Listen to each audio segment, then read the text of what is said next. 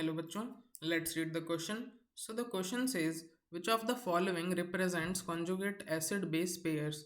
तो यानी इस क्वेश्चन में हमें ये बताना है कि जो हमें नीचे 4 पेयर्स दे रखे हैं उनमें से कौन कौन से हमारे conjugate acid conjugate base pairs हैं, ये बताना है। तो अब देखते हैं। तो सबसे पहले तो हम इस क्वेश्चन को करने के लिए इसका की कॉन्सेप्ट लिख लेते हैं। तो इस क्वेश्चन का की कॉन्सेप्ट आ जाएगा हमारा understanding of conjugate acid and bases, या फिर हम सिंपली की कॉन्सेप्ट लिख सकते हैं इसका एसिड्स एंड बेसिस। ठीक है, तो सबसे पहले तो हम ये देखते हैं कि कॉन्जुगेट एसिड हमारा बेसिकली होता क्या है या फिर बनता कैसे है। तो जो कॉन्जुगेट एसिड होता है हमारा वो तब बनता है जब किसी बेस में हम एक प्रोटॉन ऐड कर दें, और जो हमारा कॉन्जुगेट बेस होता है वो तब बनता है जब किसी एसिड में से एक प्रोटॉन निकल जाए। माइनस का मतलब है निकलना और प्लस का मतलब है यहाँ पर जुड़ना। तो हम ऑप्शन ए से चेक करना शुरू करते हैं। तो ऑप्शन ए में हमें वाटर दे रखा है, तो हमें वाटर दे रखा है और वाटर में एक हमारा H+ ऐड हो रहा है। तो हमारा बन रहा है यहाँ पर क्या, यहाँ पर हमारा बन रहा है H3O+, हमारा हाइड्रोनियम आयन।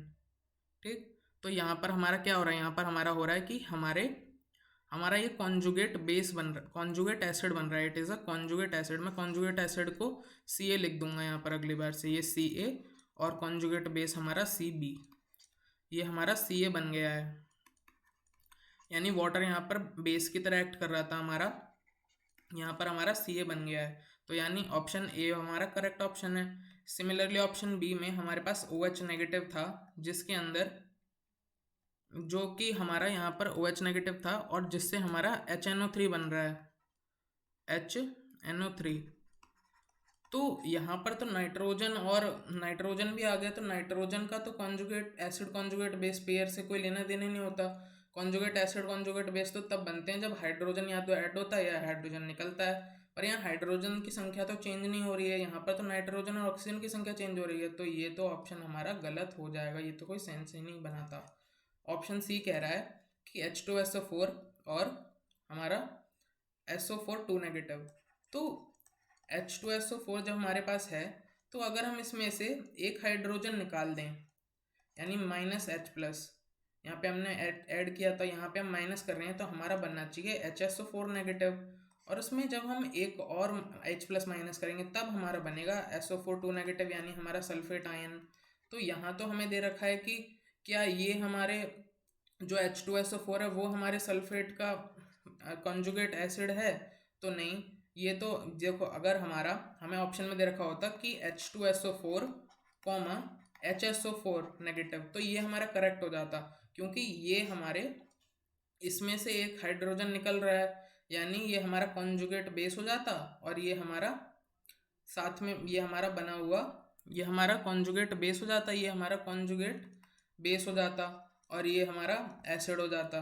पर यहाँ तो कुछ अलग ही है। यहाँ तो ऑप्शन में दे रखा है कि H2SO4 में से हम H2SO4 से SO4 2 नेगेटिव बनाएंगे, तो क्या H2SO4 और SO4 2 नेगेटिव यानी हमारा सल्फ्यूरिक एसिड और सल्फेट, इन दोनों में कॉन्जुगेट एसिड बेस पेयर बनेगा?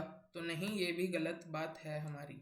ठीक है, अब ऑप्शन डी देखते हैं। ऑप्शन डी कह रहा है कि हमने लिया, यहाँ पर हम लिखते हैं इसे HC2H3O2, और यहाँ पर हमने यहाँ से एक हाइड्रोजन ड्रॉप कर दिया, यानी एक प्रोटॉन निकाल दिया। हमने, तो हमारा बना ये बन गया हमारा, यहाँ पर नेगेटिव चार्ज आ गया तो ये प्रोटॉन बन गया। तो ये प्रोटॉन अगर यहाँ से हमारा जैसे यहाँ पर हमारी स्पीशीज बन गई है, तो प्रोटॉन हमारा यहाँ से निकल चुका है। तो जब प्रोटॉन निकला है यहाँ से हमारा, तो ये प्रोटॉन निकला है, तो प्रोटॉन किस में से निकलता है? प्रोटॉन निकलता है हमारा एसिड में से। तो यहाँ से ये हमारा एसिड होगा इस केस में, और ये जो बना है ये क्या हो जाएगा? ये हो जाएगा हमारा Cb, यानी कॉन्जुगेट बेस। तो यानी ये ऑप्शन भी हमारा करेक्ट है। So correct options will be option A and option D. I hope you understood it well. Best of luck.